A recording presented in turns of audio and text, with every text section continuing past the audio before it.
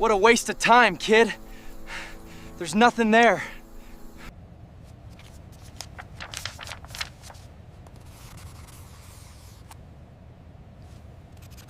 This land provides for us, but there was a time when the rain stopped and the fields turned to dust.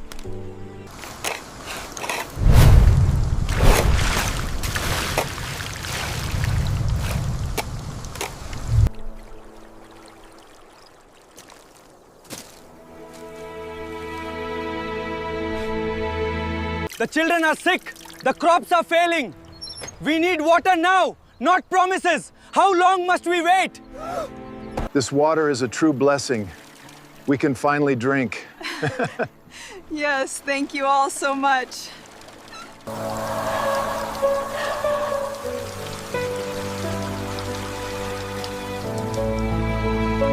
Every afternoon after school, while other kids played games or rode their bikes, Ethan grabbed an old shovel and dug under the blazing sun.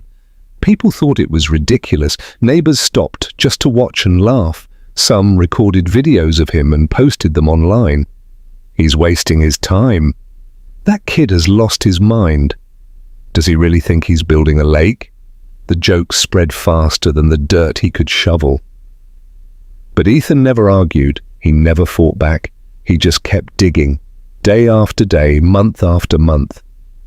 What nobody knew was that Ethan had discovered something that terrified him. He believed a severe drought was coming, and he feared the town wasn't prepared. Nobody listened.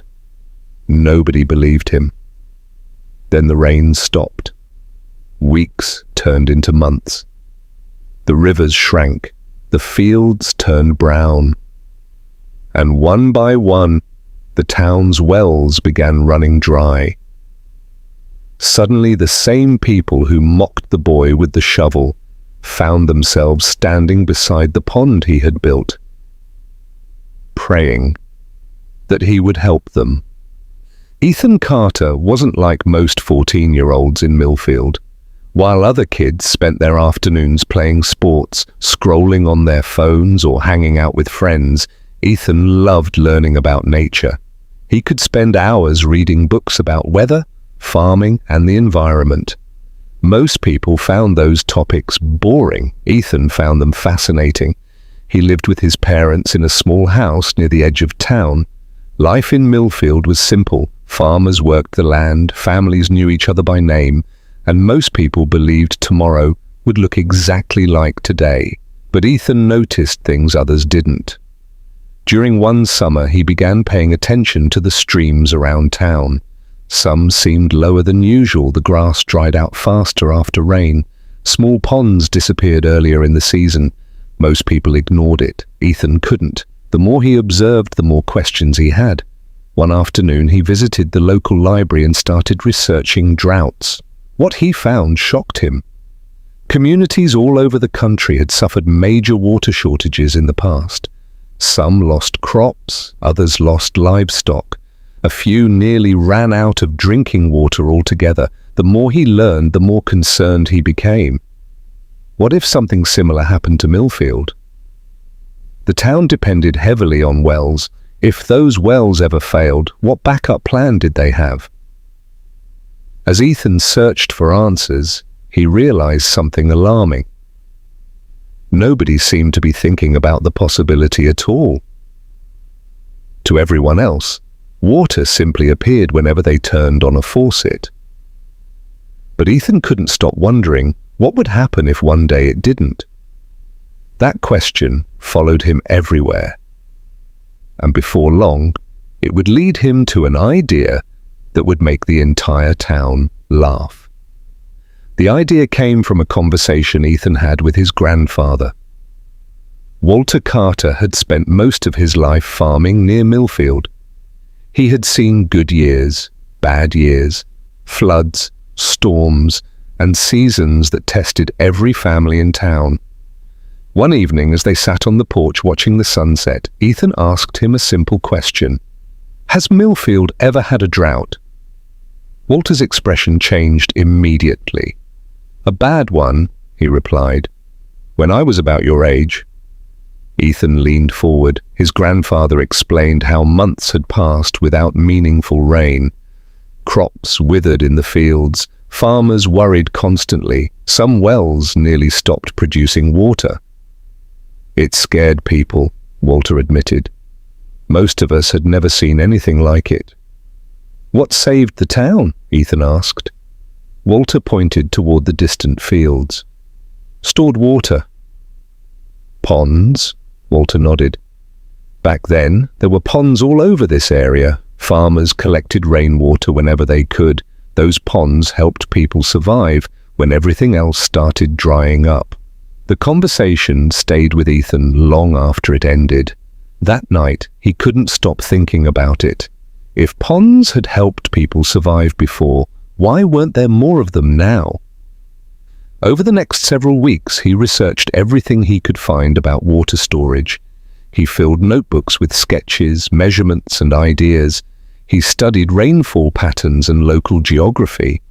Slowly, a plan began forming. It sounded ambitious, maybe even impossible. But the more he thought about it, the more convinced he became. If Millfield wasn't preparing for a future drought, maybe he should. And if nobody else was willing to start, then he would. A few days later, Ethan walked into an empty field near the edge of town, carrying a shovel. He marked a large circle on the ground. Then he took a deep breath and started digging. He had no idea that the first shovel full of dirt would be the beginning of a journey that would change his life forever. At first, nobody paid much attention to Ethan's project. Most people assumed it was just another short-lived hobby. A teenager digs a hole for a few days, gets bored, and moves on. That's what everyone expected. But Ethan didn't stop. Every afternoon after school, he returned to the field with his shovel. While his friends played basketball or relaxed at home, he spent hours digging under the hot sun, day after day, week after week. The hole slowly grew larger. And that's when people started noticing. One afternoon, a farmer driving past stopped to watch. "What are you doing, Ethan?" he called out. "Building a pond," Ethan replied. The farmer laughed. "A pond? By yourself?" Soon the story spread throughout Millfield. People couldn't believe it. A 14-year-old was trying to dig a pond by hand. The idea sounded ridiculous. Neighbors began stopping by just to watch. Some shook their heads, others laughed openly. "At this rate, you'll finish in 20 years.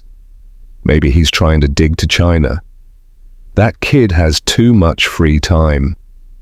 The jokes became a daily routine. Even some of Ethan's classmates joined in. A few recorded videos of him working and posted them online. Before long, hundreds of people were laughing at clips of a skinny teenager digging a giant hole in a field. At night, Ethan sometimes read the comments. Most weren't kind. For the first time, doubt began creeping into his mind. Maybe everyone was right. Maybe the project was impossible. Maybe he was wasting his time. But every time those thoughts appeared, he remembered the drought stories his grandfather had told him. He remembered why he started. And the next day, he picked up the shovel again. What Ethan didn't realize was that while the town was busy laughing at him, something far more serious was beginning to happen. The weather itself was starting to change. At first, the changes were so small that most people in Millfield didn't notice them. A few days without rain, nothing unusual. A slightly hotter week, still normal. A creek that seemed a little lower than before, probably just seasonal change. But Ethan noticed everything. He checked rainfall records at the library and compared them with his own observations. The numbers weren't matching what he expected. It wasn't dramatic yet, but it was consistent. Less rain than usual, higher temperatures, faster evaporation from the soil.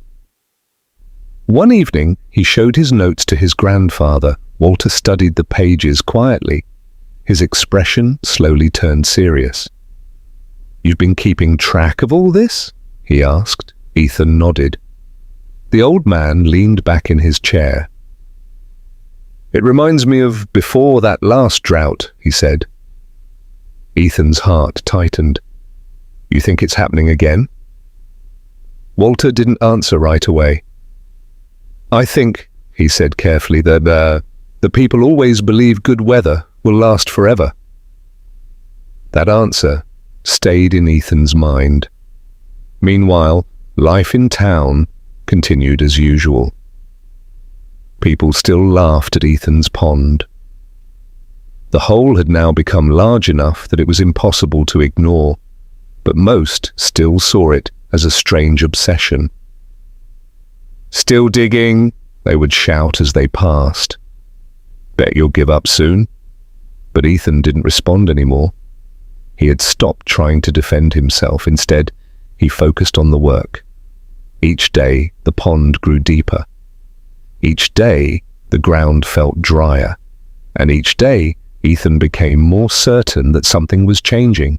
Then one morning, he arrived at the field and noticed something that made him stop. The soil was cracking in places it shouldn't have been this early in the season.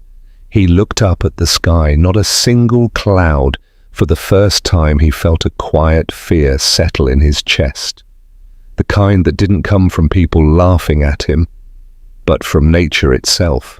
The rain didn't come, not for days, then weeks. At first, people in Millfield didn't worry. Dry spells happened.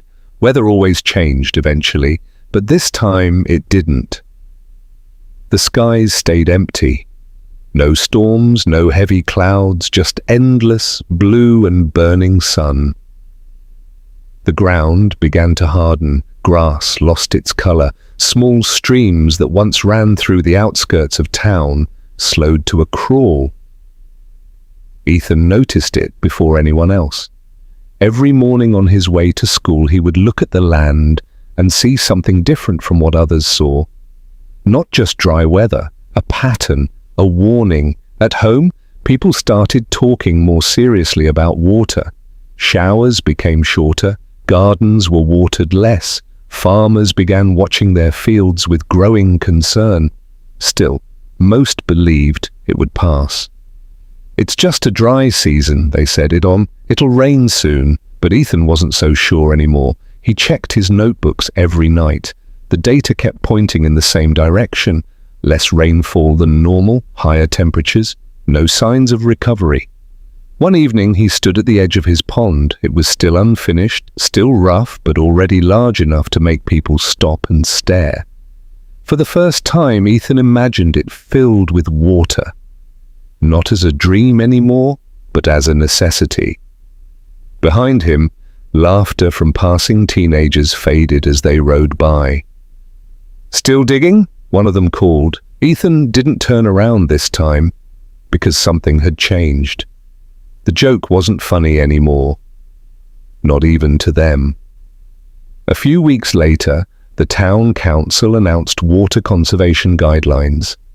Nothing extreme, just warnings, but everyone understood what that meant. Something was coming. And this time, Ethan wasn't the only one who felt it. The first well failed on a quiet morning when no one expected anything to go wrong. A farmer in Millfield turned on his tap like he did every day. Nothing came out. At first, he assumed it was a pump issue, something small, something fixable. But by noon, more families reported the same problem. Weak water pressure, then no water at all. Panic didn't arrive instantly, it came slowly, like the drought itself. One well failing could be coincidence, two was concerning.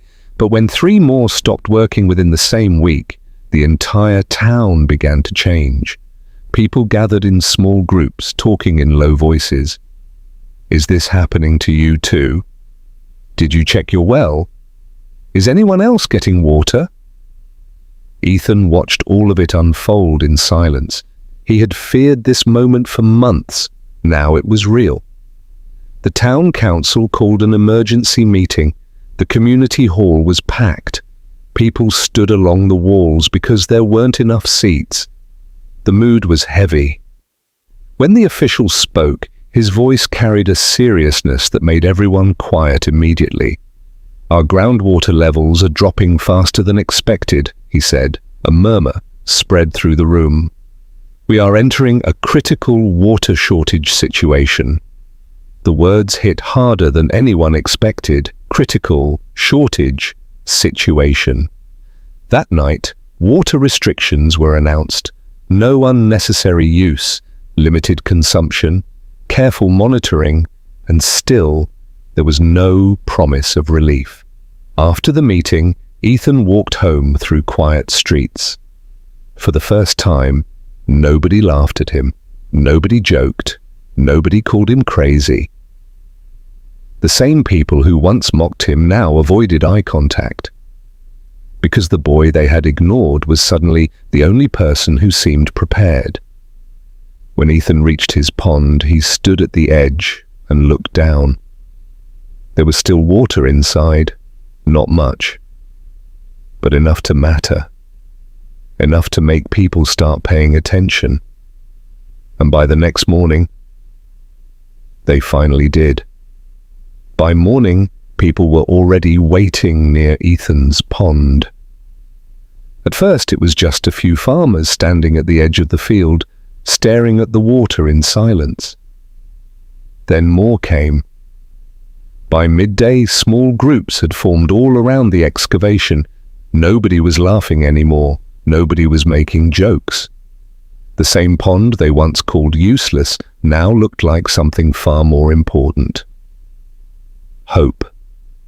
Ethan noticed Roy Bennett first, the same farmer who used to joke about his never-ending hole, now stood quietly near the water, looking uncomfortable. After a long pause, Roy finally spoke. "I owe you an apology." Ethan didn't answer right away. Roy looked down at the ground. "I didn't believe you. None of us did." He gestured toward the pond. "But this is real."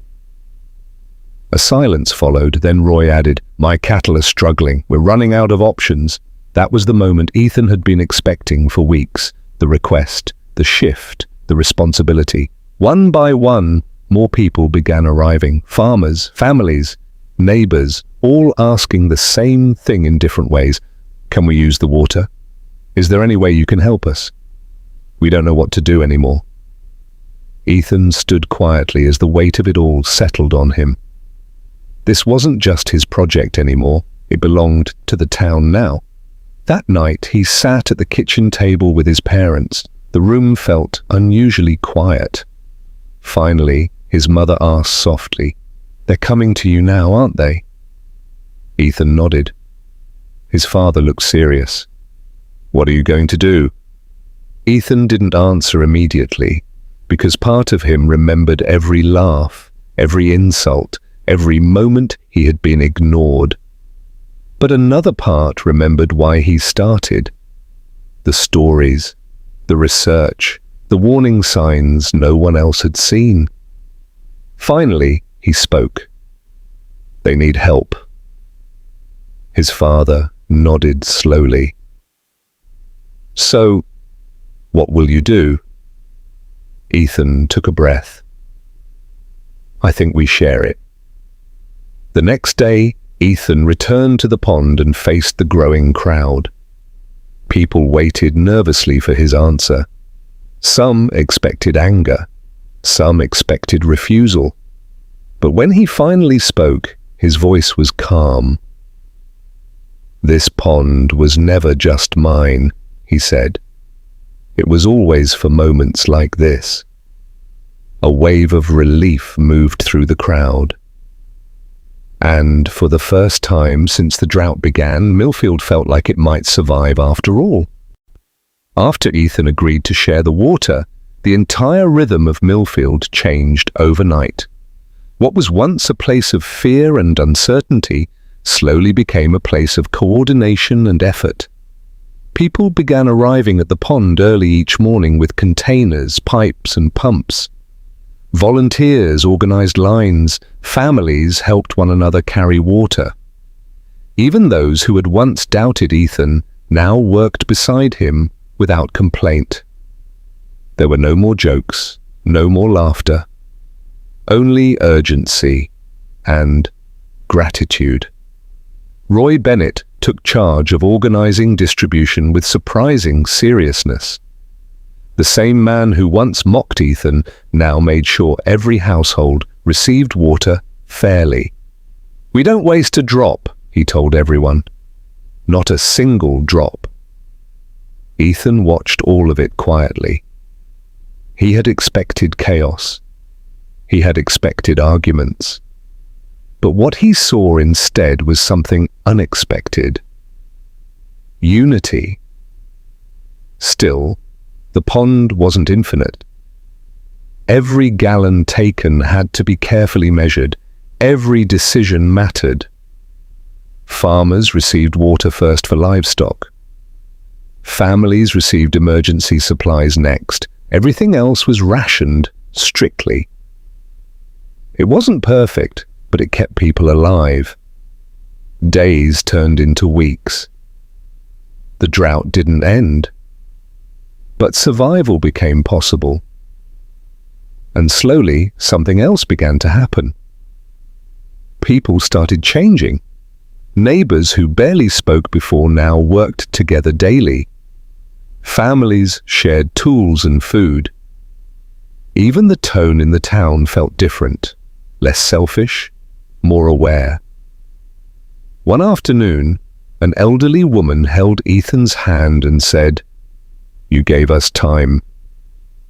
That simple sentence stayed with him longer than anything else, because that's what the pond really was. Not a miracle, not a solution, but time. Time for people to adapt. Time for help to arrive. Time to survive. News of the pond eventually spread beyond Millfield. A local reporter visited, then another. Soon, stories were being shared across nearby towns about the boy who built a water reserve before the drought hit. Some called it luck, others called it genius, but everyone agreed on one thing: it worked. That evening, Ethan stood beside the pond with his grandfather. The water reflected the fading sunset. Walter looked at him and smiled slightly. "You know," he said, "most people don't get to see the impact of their choices this clearly." Ethan looked at the water. "I didn't do it alone." Walter nodded. "No," he said. "But you were the reason it started." They stood in silence as the wind moved across the field. For the first time in a long time, the future didn't feel completely uncertain. But even as the town found relief, experts arriving to study the pond were beginning to notice something unusual, something that made them question how a 14-year-old had managed to succeed where so many systems had failed. When engineers and water specialists first arrived in Millfield, they expected to find a simple explanation: a large, dugout basin, a basic collection of rainwater, a lucky outcome during an unpredictable drought. But the more they studied Ethan's pond, the more their assumptions started to fall apart. They walked the perimeter slowly, taking measurements, checking soil structure, and examining how the water had been retained. What they discovered surprised them. The pond wasn't just a hole in the ground, it had been designed with intention. The slope angles reduced erosion. The compacted base helped slow seepage. The positioning allowed maximum runoff capture during rainfall events earlier in the year. One of the engineers shook his head in disbelief. "This wasn't random," he said quietly. "This was planned." Ethan stood nearby, listening but not speaking. To him, it didn't feel impressive. It felt like something he had simply worked toward step by step. But to the experts, it was extraordinary. because most adults wouldn't have considered all these factors without formal training, and yet a 14-year-old had. Reporters quickly picked up the story. Headlines began to spread. Teen builds critical water reserve before drought devastates town. Local boys' plan saves community during water crisis. Experts stunned by rural teens' environmental design. People from outside Millfield began visiting just to see the pond for themselves. Some came out of curiosity, others came to study it. A few came to understand how something so simple had made such a large difference. Inside the town, reactions shifted again. The same people who once doubted Ethan now spoke about him differently. Not as a strange kid with a shovel, but as someone who had seen what others missed. One evening, Roy Bennett stood beside Ethan and watched the pond quietly. "I was wrong about you," he admitted. Ethan didn't respond immediately. Roy continued, "I thought you were wasting your time. Turns out you were saving ours." A long silence followed. Then Roy added, "I don't think most of us really understood what you were doing until it was too late to ignore it." Ethan finally spoke. It wasn't too late. Roy looked at him. Ethan nodded toward the pond. That's why it worked. Meanwhile, the town council began discussing something new. If one pond could make this much difference, what could a whole system do? Plans were drafted for additional water reserves, better conservation systems, long-term drought preparation strategies. Millfield, once unprepared and vulnerable, was beginning to change its future. But through all of it, Ethan remained the same. He still checked the pond daily, still helped distribute water, still watched the sky for signs of rain. Because even though the town had survived the worst, the real lesson was only just beginning to settle in. Preparation didn't matter during good times, it mattered before everything went wrong. The first real rain came quietly, no celebration at first. No one even noticed it immediately, just a soft tapping on rooftops in the early hours of the morning, then heavier drops, then a steady downpour that spread across Millfield like a long-awaited answer. People stepped outside in silence. Some stood in doorways, others walked into the streets without umbrellas, letting the rain soak through their clothes. After months of dry heat, cracked soil, and empty skies, the sound of rain felt almost unreal. But it was real, and it kept coming. The ground began to absorb it slowly at first, then more freely as the drought loosened its grip. Streams that had nearly disappeared started to move again. Fields began to soften. Life, in small ways, began returning. Ethan stood at the edge of the pond as rain fell across its surface. He didn't speak. He just watched. Behind him, his grandfather approached quietly. "Well," Walter said softly, "you were right to be worried." Ethan gave a small nod. But there was no pride in it. Only relief. A few weeks later, the town gathered for a ceremony in the community square. This time, there was no laughter, no doubt, only gratitude.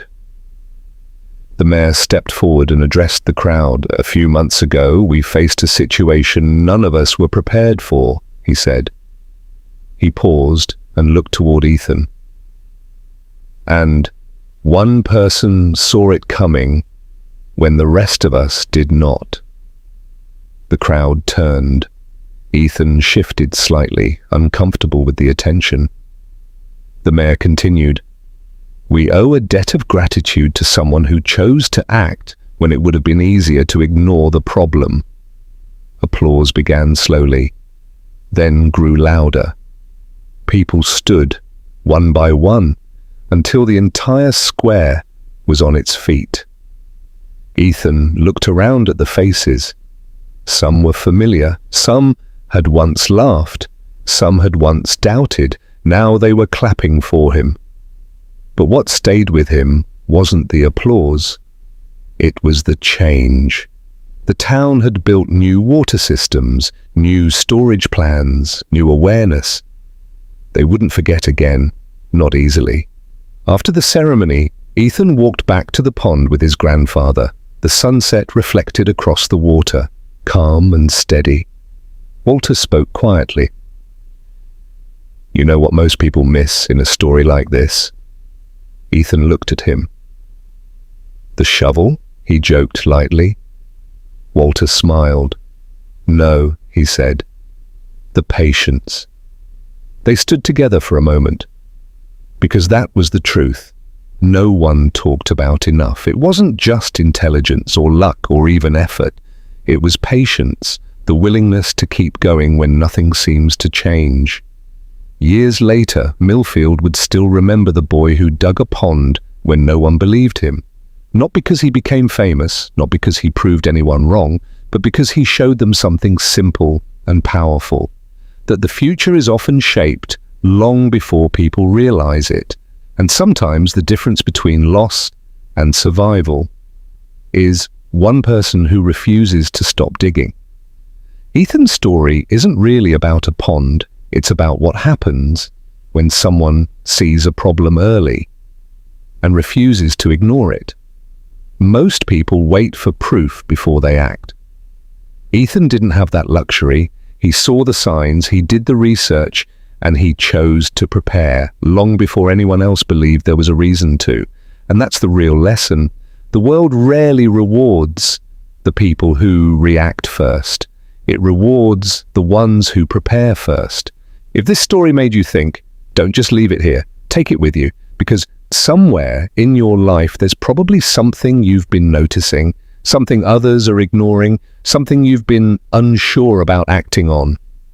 Ethan didn't wait for permission, he started anyway, and that made all the difference. If you enjoyed this story, like the video and subscribe for more powerful emotional stories about courage, survival, and ordinary people doing extraordinary things. And tell me in the comments, would you have believed Ethan or laughed like everyone else?